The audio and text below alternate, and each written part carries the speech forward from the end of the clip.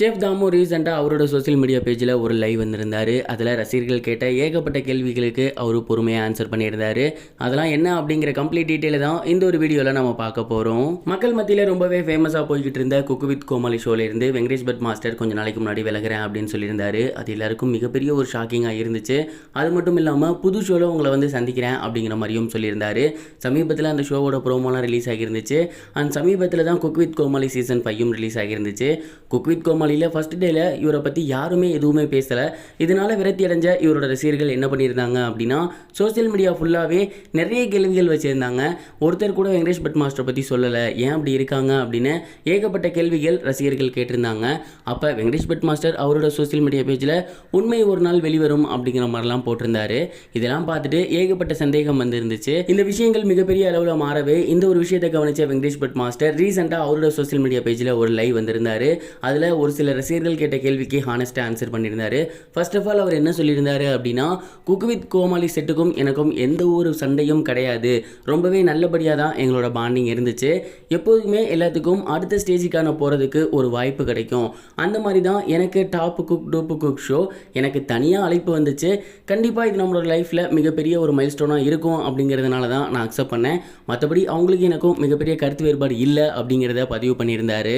உண்மை வேறு நாள் வெல்லும்னு போட்டிருந்தீங்களே, அதற்கு ரீசன் என்ன சார் அப்படிங்கிற மாதிரி ஒரு சில ரசிகர்கள் கேட்க, அப்போ அவர் என்ன சொல்லியிருந்தாரு அப்படின்னா, அதை தான் நான் சொல்ல வந்திருந்தேன். அங்கே மிகப்பெரிய லெவலில் எந்த ஒரு பிரச்சனையும் கிடையாது. எனக்கு அடுத்த ஸ்டேஜுக்கு போகிறதுக்கு ஒரு வாய்ப்பு கிடைச்சிச்சு, ஒரு ஏணி கிடைச்சிச்சு, அதை பயன்படுத்திக்கிட்டேன். அதை தான் அந்த இடத்துக்கிட்ட அப்படி சொன்னேன். அவங்க அங்கே பேசாமல் இருந்ததுக்கு ஏகப்பட்ட காரணங்கள் இருக்கலாம் அப்படிங்கிற மாதிரி அந்த ஒரு மிகப்பெரிய கான்ட்ரவர்சிக்கும் அவர் ஃபுல் ஸ்டாப் வச்சுருந்தாரு. மேலும் அவர் என்ன சொன்னார்னா, அப்பையும் சரி இப்பையும் சரி என்னோட ரசிகர்கள் எனக்காக உண்மையாக இருக்கீங்க, உங்களுக்கு நான் மிகப்பெரிய அளவில் கடமைப்பட்டிருக்கேன்.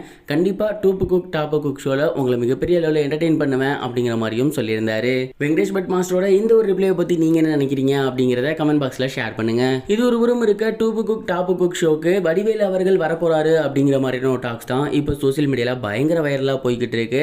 வைகை புயல் வடிவேலு அவர்கள் இப்போ தான் சினிமாவில் ரீஎன்ட்ரி கொடுத்து ரொம்பவே சூப்பரான படங்கள் பண்ணி வந்துட்டு இருக்காரு. அண்ட் மாமன்னனுக்கு அடுத்து மறுபடியும் பகத் பாசில் அவர்களோட சேர்ந்து ஒரு படம் பண்ணி வந்துட்டு இருக்காரு. இந்த ஒரு நிலையில் வெங்கடேஷ் பட் அவர்கள் இருக்கக்கூடிய டூப்பு குக் டாப்பு குக் ஷோக்கு வைகை புயல் வடிவேலு அவர்கள் வரப்போறாரு அப்படின்னும் அதற்கு அவர் மிகப்பெரிய ஒரு தொகை கேட்டிருக்காருனும் சன் பிக்சர்ஸ் நிறுவனம் அவருக்கு அதை அப்படியே கொடுத்துருக்கு அப்படிங்கிறதும் தெரிய வந்திருக்கு.